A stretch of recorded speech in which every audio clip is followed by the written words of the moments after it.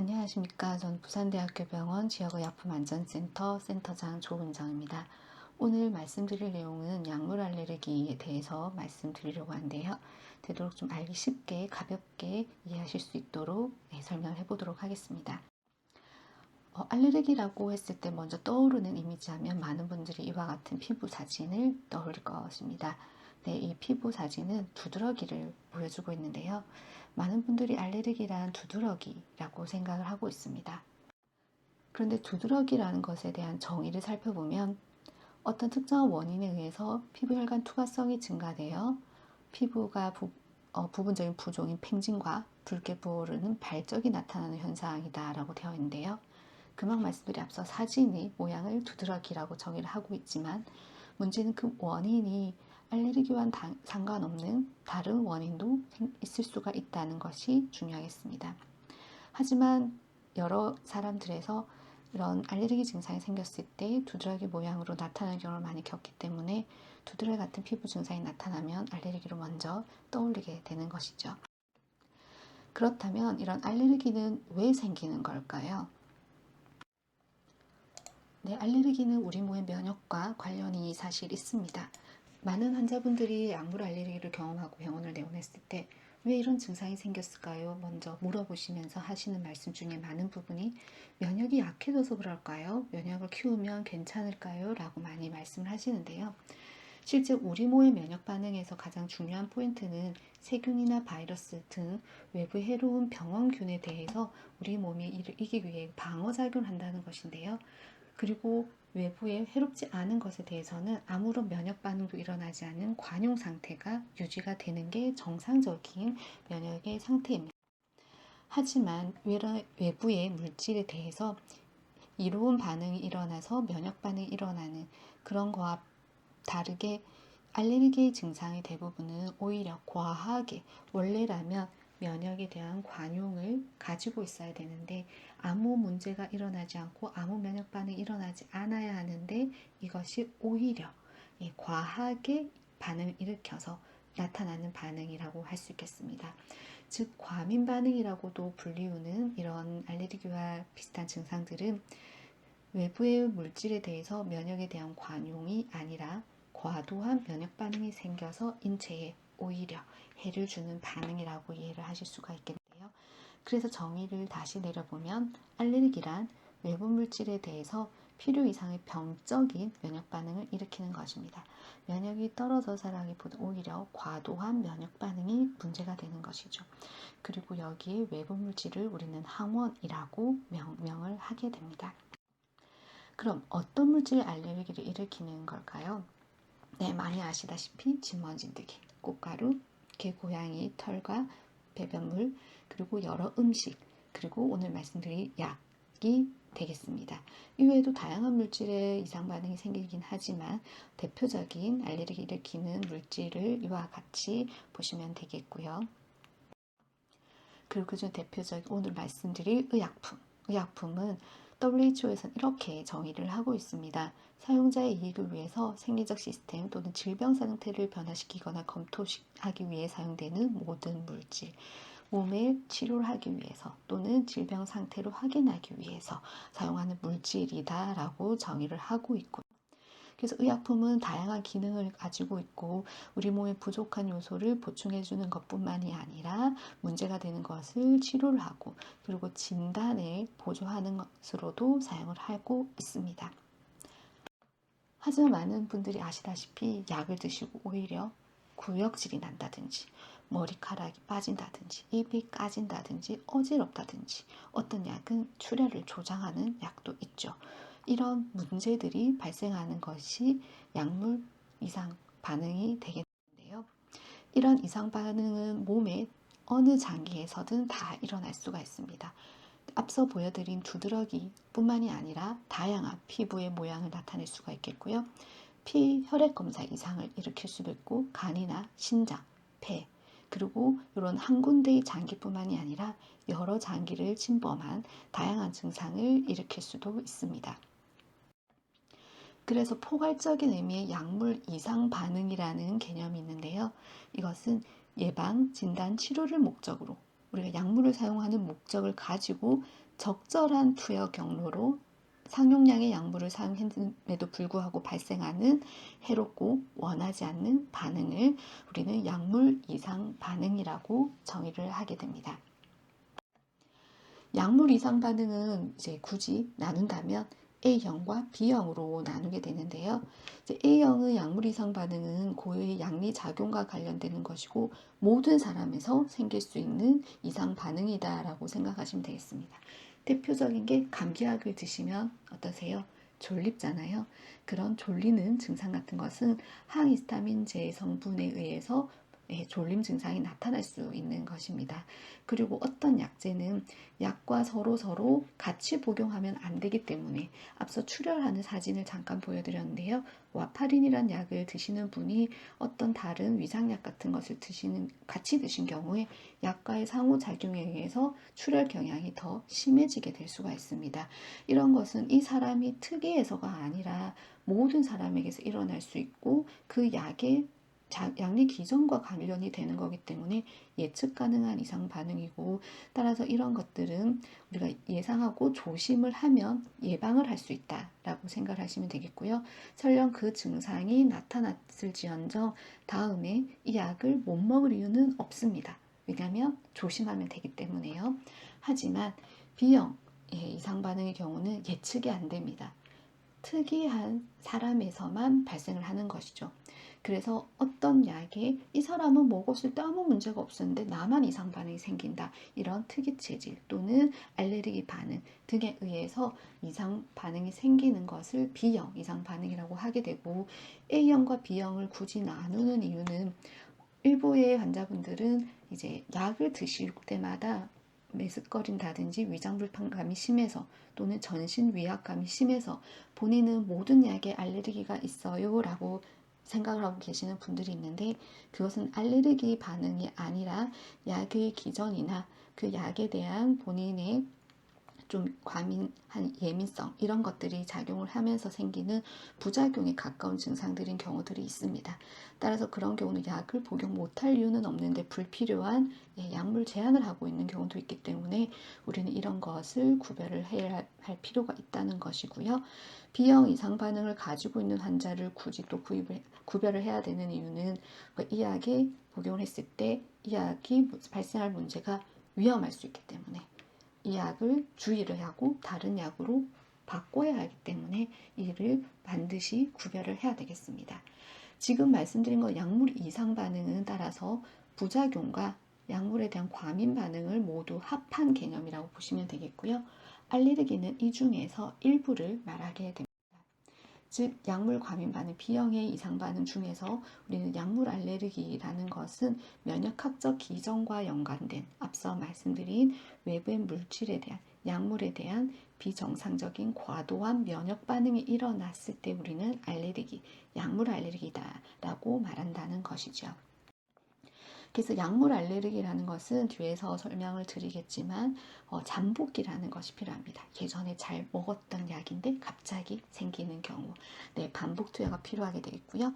소량의 약제도 발생할 수 있고 반복 투여 시마다 계속 발생을 하게 됩니다. 따라서 앞으로 이 약을 제한해야 되겠죠. 그리고 다양한 이상 반응이 생길 수가 있습니다. 자, 이런 피부 반응이 두드러기, 대표적인 약물 이상 반응의 모양이 되겠고요. 어떤 분들은 항생제를 오래 투약하고 있는 중에 2, 3주 지나면서 이렇게 발진이 생기는 경우도 있습니다. 입술이 퉁퉁 붓는 현상이 생기는 경우도 있고요. 피부가 벗겨지는 현상이 생기는 경우도 있습니다. 네, 피부 사진 위주로 보여드렸지만 다양한 이상 반응이 생길 수 있다는 것이고요. 자, 한 가지 증례를 간단히 보면서 또 이해를 해보겠습니다. 56세 남자가 속쓰림으로 위장약을 복용했습니다. 복용 20분 후 호흡곤란, 어지러움, 복통이라는 이상 반응이 발생했습니다. 여기에서 기재는 하지 않았지만 이전에도 비슷한 증상이 있었다고 했고요. 그리고 무슨 약이 문제인지 알고 싶다고 병원을 내원했습니다. 그리고 말씀을 하시죠. 이 세상의 모든 약 중에서 어떤 약이 나랑 안 맞는지 알고 싶습니다. 라고 질문을 합니다. 약물 알레르기를 경험하신 분들이 병원을 내원했을 때 하시는 주요 질문 중에 대표적인 거를 꼽는다면 이렇게 말씀을 드릴 수가 있겠는데요. 어, 금방 말씀드린 환자분처럼 큰 병원에 가면 어떤 약에 알레르기가 있는지 다 알아볼 수 있다고 하던데요. 검사를 해서 무슨 약에 문제가 있는지 한번 다 확인을 해보고 싶습니다. 겁이 나서 약을 먹을 수가 없어요. 이렇게 말씀하시는 경우가 있는데요. 피검사 한 번으로 알레르기를 다 알 수 있을까요? 네, 불가능합니다. 자, 두 번째, 이전에 잘 먹었던 약인데 왜 갑자기 생기나요? 잠시 앞에 말씀드렸지만 약물 알레르기라는 것은 면역학적 기전에 의해서 발생을 하는 건데요. 잠복기라는 것이 필요해서요. 이전에 노출된 적이 있었을 경우에 이런 면역 기전이 발생을 하게 됩니다. 뒤에서 설명드리겠습니다. 약물 알레르기는 없어지나요? 안타깝게도 없어지지 않습니다. 생긴 이후로는 복용 시마다 이상 반응이 발생을 하게 됩니다. 약물 알레르기 진단을 피검사 한 번으로 다 할 수 있을까요? 네, 불가능하다고 말씀드렸고요. 우리가 약물 알레르기 검사를 진단하는 게 사실 쉽지 않습니다. 일부의 약, 대표적으로 몇몇 항생제는 이렇게 피부에 약을 소량 바늘로 살짝 찔러 본다든지 피부 밑에 살짝 투여를 해본다든지 또는 피부에 부착하고 이틀, 3일 관찰을 한다든지 이런 식으로 하는 피부 반응 검사를 할 수도 있지만 이것은 일부 약에 불과하고요. 그리고 반응의 양상에 따라서 할 수 있는 경우도 있고 못하는 경우도 있습니다. 이 두 번째 사진은 보통 병원에 입원했을 때 항생제 피부 반응 검사라고 하는 항생제를 투여하기 전에 해보는 검사 중에 하나인데요. 이제 이 검사도 어느 정도 신뢰도가 그렇게 크지는 않기 때문에 어느 정도 제한적인 검사다라고 밖에 말씀을 못 드리겠습니다. 그리고 혈액 검사는 모든 검사를 할 수 있을까요? 네, 불가능하다. 다시 말씀드립니다. 현재 국내에서 할 수 있는 약은 페니실린에 대한 일부 성분, 그리고 항생제 중에 세파클러라는 항생제가 있는데요. 이에 대한 혈액 검사는 할 수 있지만 이것 또한 한계가 있는 검사가 되겠습니다. 그리고 알레르기가 아닌 비알레르기성, 알레르기란 건 면역학적 기전을 따르는 거기 때문에요. 면역학적 기전을 따르지 않는 이상 반응인 경우도 있습니다. 그런 대표적인 게 진통소염제가 되겠는데요. 진통소염제는 세포에 있는 막지질로부터 대사되는 여러 물질에 의해서 생길 수 있는 건데 요 기전을 방해를 함으로써 몸에 이상 반응이 생길 수 있는 물질들이 과도하게 증가하게 되어서 이상 반응이 생깁니다. 면역 기전과 다르기 때문에 피부 테스트 이런 거 못 하고요. 피 검사도 못 합니다. 확인할 수 있는 유일한 검사는 유발 시험이라는 검사인데요. 유발 시험이 뭐냐면 대표적인 게 저희는 경구 유발 시험을 많이 설명을 드리는데요. 문제가 됐던 약을 이 약이 정말 문제가 맞는지 아닌지를 확인하기 위해서 다시 먹어보는 겁니다. 그렇게 먹었을 때 이상 반응이 다시 생기면 맞다. 안 생기면 아닐 것 같다 라고 하는 거죠. 그래서 많은 분들이 그 이상 반응을 또 경험을 해야 되잖아요 이렇게 말씀을 하시는데요. 네, 그럴 수밖에 없는 게 이제 유발 시험이 방법이 되겠습니다. 그래서 약물 알레르기인 경우는 사실 검사를 하는 게 조금 어려움이 많이 있을 수 있다. 약물 이상 반응을 진단에 쉽지 않다라고 말씀드리겠습니다. 그리고 두 번째, 이전에 잘 먹었던 약물이 왜 생기냐 설명을 좀 드려볼게요. 알레르기 질환은 단순하게 하나의 요인으로 설명이 되진 않습니다. 유전적 영향으로도 생길 수가 있고요. 환경적 요인으로도 생길 수가 있고 여러 기여하는 인자들이 다양하게 존재를 하게 됩니다.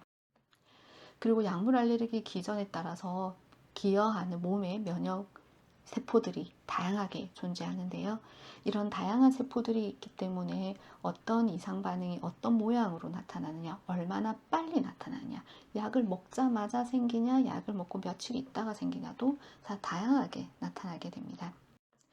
그런데 그 중에서 대표적인 이제 약물 알레르기 기전을 우리가 생각을 해보면요. 항원이라는 이 외부의 이물질이 노출이 되며 몸에 있는 면역세포들이 이렇게 여러 가지 물질들을 분비를 하면서 여기 항체라고 하는 요 Y자 모양의 이 노란 주황색의 이런 항체들을 생성을 하게 됩니다. 우린 이런 과정을 이 항원에 대해서 감작이 되었다라는 표현을 하게 되는데요. 이전에 무엇인가 노출이 된 이후에 이 과정이 활발해져서 면역학적 기전이 과도해지면서 항체가 생긴 채로 있던 사람이 이 항원에 재노출된 경우는 이 항체라는 것에 바로 붙어가지고 이상 반응이 생기게 되는 것이죠. 그래서 이전에 노출이 되어서 항체라는 것이 생겼을 때 이런 반응이 생기기 때문에, 또는 이전에 노출되어서 이와 관련된 면역세포가 생성이 된 이후에 재노출되었을 때 생기기 때문에 이런 잠복기라는 것이 생길 수밖에 없는 것입니다. 그래서 이전에 노출이 된 약에 알레르기가 생기는 기전을 간단하게 설명을 드렸습니다. 자, 다른 증례를 또 하나 볼게요. 28세 남자분인데요. 내원 2일 전에 기침 콧물이 발생해서 병원에 가서 감기약을 드셨는데 이후에 얼굴이 막 붓는 느낌이 있고 눈곱도 끼고, 네, 전신이 뭔가 발진이 생겨서 응급실 내원했습니다. 사진을 보시면요, 처음 응급실 왔을 때 사진인데요, 피부에 까맣게 이렇게 색깔이 변한 발진 양상이었습니다.